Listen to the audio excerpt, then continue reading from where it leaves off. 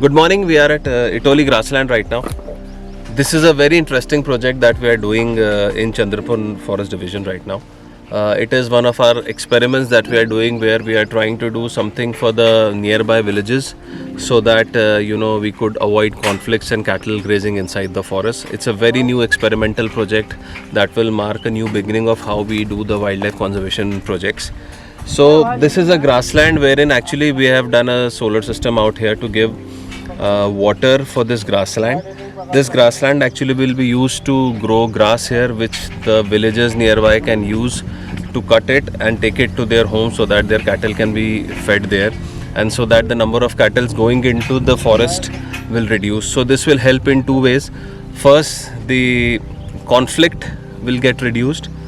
Secondly, the cattle will leave a lot of grass inside the forest for the wild herbivorous animals.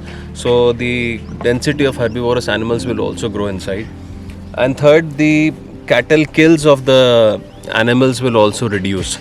So this is what we are looking at, a very interesting project, and Neeraj will show you the entire grassland and where we are doing the project.